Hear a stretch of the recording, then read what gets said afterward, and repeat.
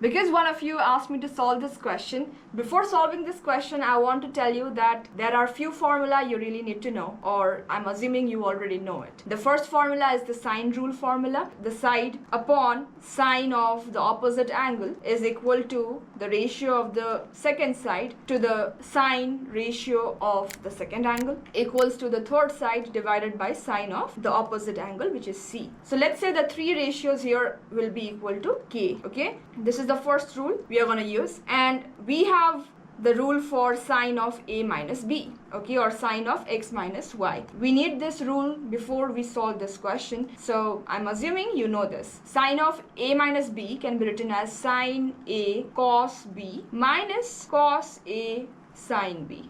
Okay, we will need this formula because I said that from sine rule a upon sine a equals to b upon sine b equals to c upon sine c. I can figure out the value of each side with respect to k, the ratio, okay, the constant. A equals to k times sine A, B equals to, similarly B will be equal to k times sine B, and C equals to k times sine C. Because we are proving for this left hand side, I'm gonna copy this, or instead of A, B, C, we do have the values here, so we are gonna plug it here, okay? So let's take the left hand side. The left hand side tells me to multiply A with the sine of B minus C plus B times sine of C minus A plus C times sine of A minus B.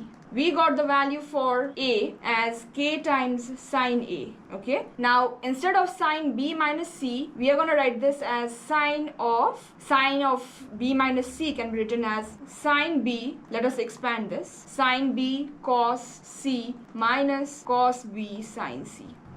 Note that it is multiplied to k times sine A. Similarly, for B, we got k times sine B. Again, I'm going to expand sine C minus A. Sine C minus A will be written as sine C cos A minus cos C sine A. And lastly, we have sine A minus B times C. Instead of C, we already got k times sine C. We are expanding sine of A minus B. So sine of A minus B is sine A cos B minus cos A sine B. Alright, and lastly, we are almost there, but before that, you might want to open up the brackets. You see, you have so many terms. In each bracket, we have two terms, so overall giving me 6 terms. All the 6 terms do have this k in common. So you want to keep that k outside, completely outside, okay? And let's expand sine A sine B cos C. It will be so sine A sine B cos C minus, we are expanding with sine A only, so sine A cos B sine C. Sine A cos B sine C.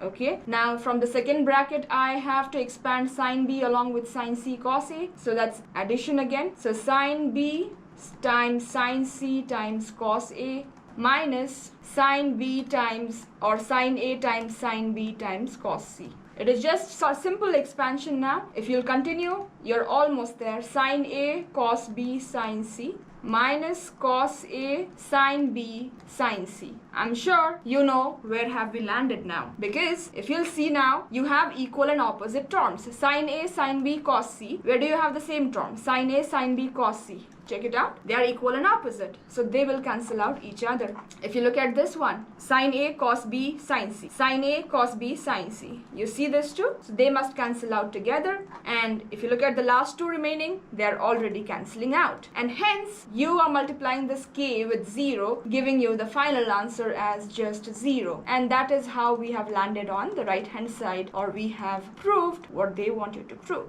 This is how you can prove this question. I hope this made sense.